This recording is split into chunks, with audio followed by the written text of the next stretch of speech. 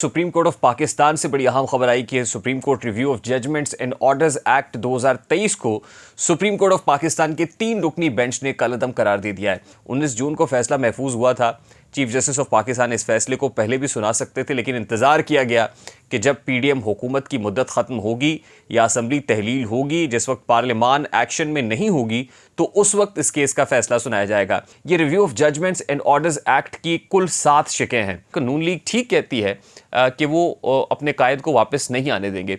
गुज़श्ता रोज़ वज़ीर आज़म शहबाज शरीफ साहब ने हामिद मीर साहब को एक इंटरव्यू दिया और उस इंटरव्यू के अंदर ये कहा कि नवाज शरीफ साहब सितंबर के आखिरी हफ्ते में या सितंबर में पाकिस्तान वापस आ जाएंगे।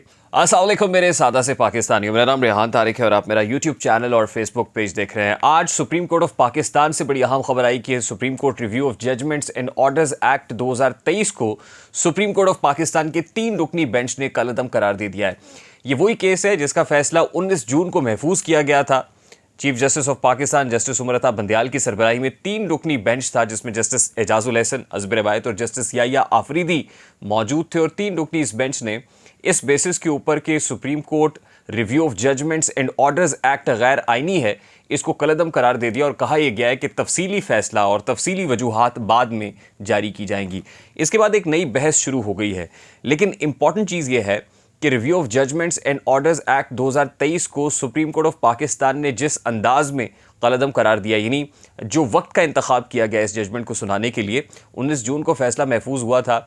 चीफ जस्टिस ऑफ पाकिस्तान इस फैसले को पहले भी सुना सकते थे, लेकिन इंतजार किया गया कि जब पीडीएम हुकूमत की मुद्दत ख़त्म होगी या असम्बली तहलील होगी, जिस वक्त पार्लियामान एक्शन में नहीं होगी, तो उस वक्त इस केस का फैसला सुनाया जाएगा। क्योंकि पार्लियामान और सुप्रीम कोर्ट ऑफ पाकिस्तान के माबैन एक टग ऑफ वॉर जारी थी। वहाँ से एक कानून बनता था, दूसरी तरफ से उसके ऊपर ऐसे इंपॉर्टेंट रिमार्क्स आते थे या उसको स्ट्राइक डाउन किया जाता था। फिर पार्लियामान ये कहती थी हम इसको तस्लीम नहीं करेंगे, पार्लियामान की सुप्रीमेसी को चैलेंज किया जा रहा है। लेकिन अब पार्लियामान मौजूद नहीं है, घर वाले घर नहीं है, हमें किसी का डर नहीं है। अब सुप्रीम कोर्ट ऑफ पाकिस्तान है और सुप्रीम कोर्ट ऑफ पाकिस्तान में मौजूद जो सुपीरियर जुडिशरी के जजेस हैं वो अपनी मन मर्जी कर सकते हैं। ये माह अगस्त है और अगला महीना सितंबर का महीना है, यानी out going chief justice of Pakistan justice Umar Ata Bandial जाते जाते भी जो अपनी रविश है उसको तर्क करने के लिए तैयार नहीं है और अपनी हैसियत में तो वो कॉन्स्टिट्यूशनली इसको करार दे रहे हैं और कह रहे हैं कि जो पार्लियामान कर रही थी वो अनकॉन्स्टिट्यूशनल था या गैर आइनी था। अब इससे होगा क्या, इसका क्या इम्पैक्ट है और किस पर इम्पैक्ट है, और पार्लियामान इस तरह का जो review of judgments and orders act है वो क्यों मंजूर करा रही थी। आपको याद रखना चाहिए कि 26 मई को सदर मुमलिकत ने इस एक्ट के ऊपर दस्तखत किए थे, इस बिल पर दस्तखत किए थे, जिसके बाद ये एक्ट बन गया था और 29 मई को ये नाफिजुल अमल हो गया था। लेकिन उसके बाद इसको चैलेंज किया गया था और इस पर सुप्रीम कोर्ट ऑफ पाकिस्तान ने बड़ी जल्दी से एक बेंच भी तश्कील दे दिया था और हम ख्याल बेंच तश्कील दिया था। इस पर लगभग 6 समाअतें हुई थी और 6 समाअतों के बाद इस केस का फैसला महफूज हो गया था। ये review of judgments and orders act की कुल 7 शिकें हैं और शिकवार अगर इसको पढ़ा जाए तो शिक 1 के तहत ये review of judgments and orders act 2023 कहलाएगा, शिक 1 कहती है। शिक 2 के तहत सुप्रीम कोर्ट का दायरा इख्तियार मफाद आमा के मुकदमात की हद तक भी बढ़ा दिया गया था कि उसमें नज़र सानी जो मफाद आमा के तहत केसेस है उसमें नज़र सानी की जा सकती है। और शिक 3 के मुताबिक नज़र सानी की समाअत पर बेंच में जजेस की तादाद जो मरकज़ी केस में जजेस मौजूद थे उससे ज़्यादा होगी। यानी अगर मरकज़ी केस में जिस बेंच ने फैसला सुनाया है अगर वो 3 रुकनी था तो ये रिव्यू पिटिशन जो बेंच सुनेगा वो 5 रुकनी होगा, यानी तादाद 3 से ज़्यादा होगी। उसके बाद शिक नंबर 4 के मुताबिक नज़र सानी में मुतासरा फरीक सुप्रीम कोर्ट का कोई भी वकील जो है वो पटिशन कर सकेगा।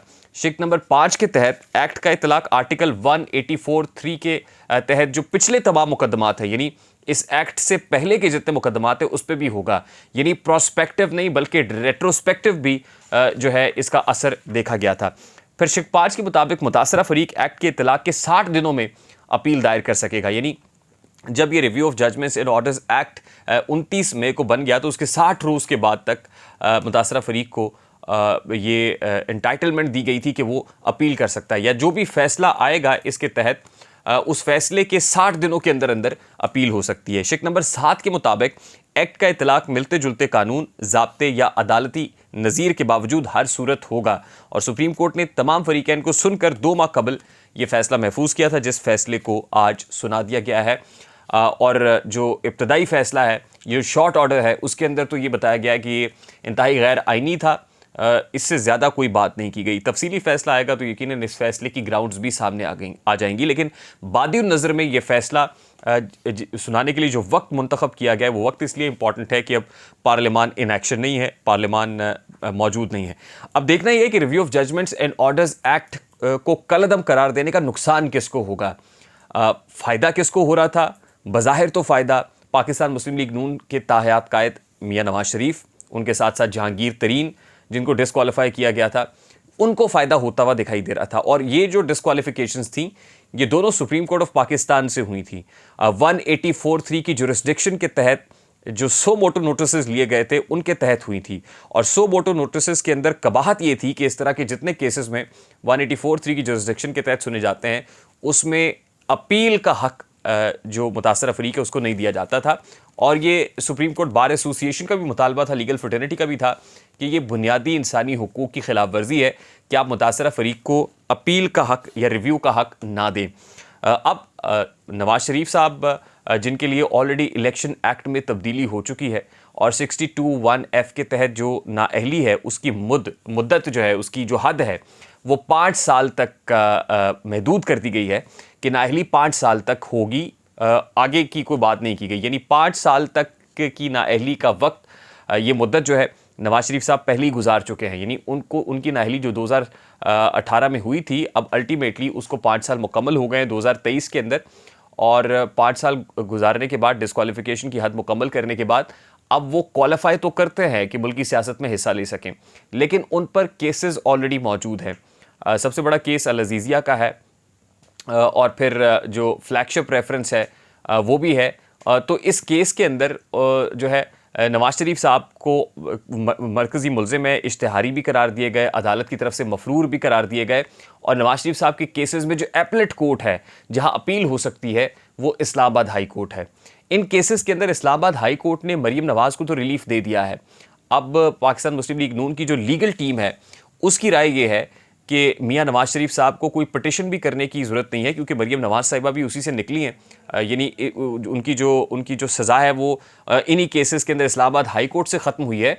तो नवाज शरीफ साहब के केसेस भी मिलते जुलते हैं और इस पर जो डिस्क्वालिफिकेशन हुई थी उस पर जो जुडिशरी है उसको माफ़ी मांगनी चाहिए और नवाज शरीफ को किसी पटिशन भी करने की ज़रूरत नहीं है, बल्कि ख़ुद अदालत को जो है उनके केसेस को नल एंड वॉइड करार दे देना चाहिए।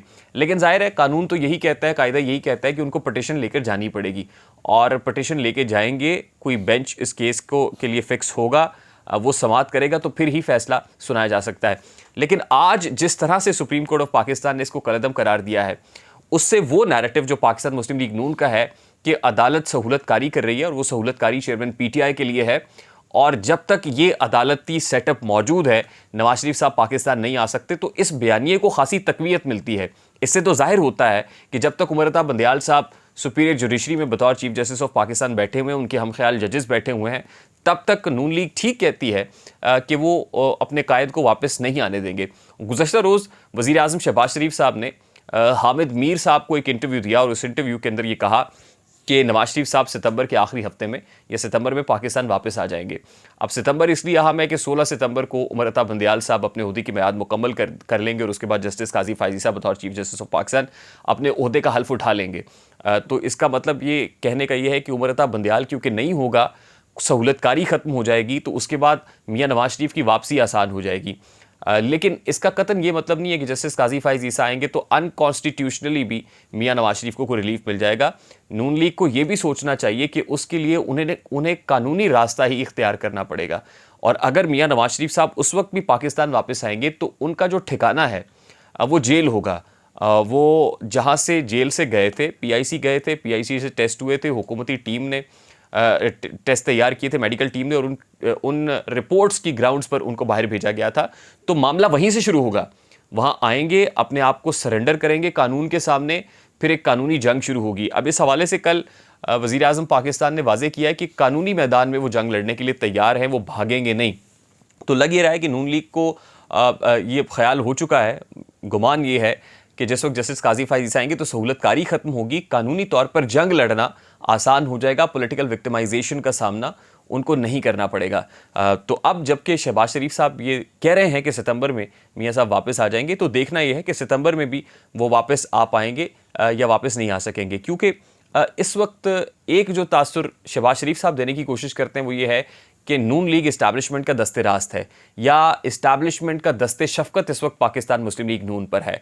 पोज ये किया जाता है कि जो भी केयर टेकर प्राइम मिनिस्टर होगा वो नून लीग से होगा। लेकिन दूसरी तरफ दिखाई ये दे रहा है कि जो ताकतवर हलके हैं वो सियासी लोगों को केयर टेकर सेटअप के अंदर नहीं लाना चाहते। उसकी सीधी सादी मिसाल, जीती जागती मिसाल आपको खैबर पख्तूनख्वा की 18 रुकनी केयर टेकर निगरान काबीना से मिलती है, जिसके इस्तीफ़े आ गए और पूरी की पूरी काबीना इस्तीफ़े देकर घर जा चुकी है। इसके लिए भी इलेक्शन कमीशन ऑफ पाकिस्तान ने बड़ा इंपॉर्टेंट रोल प्ले किया है और ज़ाहिर है इस्टेब्लिशमेंट ये चाहती है कि गैर जानिबदार हुकूमत सिंध में भी, बलूचिस्तान में भी, KPK में भी और पंजाब में तो ऑलरेडी है ही, तो एक गैर जानिबदार वफाक के अंदर भी गैर जानिबदार सेटअप हो। और कोई टेक्नोक्रेट हो सकता है, साबिका जज हो सकता है, साबिका जर्नैल हो सकता है, वो किसी सियासतदान को नहीं देखना चाह रहे हैं। तो पिक्चर तो खासी हद तक KP काबीना के घर जाने से और वाज़ेह हो गई है कि आने वाले दिनों में क्या होगा। तो अगर कोई बहुत सारी तवक्को रख रहा है ताकतवर हलकों से, इलेक्शन कमीशन ऑफ पाकिस्तान से या इवन जुडिशरी से, तो ये तवक्को खाम ख्याली ही है। क्योंकि आने वाले दिनों में लगता ये है कि सख्ती बढ़ेगी और ये सख्ती किसी एक के लिए नहीं होगी, बल्कि ये सख्ती अक्रॉस द बोर्ड होगी, सबके लिए होगी और सबको सख्ती बर्दाश्त करने के लिए तैयार भी हो जाना चाहिए। मुझे रेहान तारिक को इजाज़त दीजिए, अपना बहुत सारा ख्याल रखिएगा। अस्सलाम वालेकुम।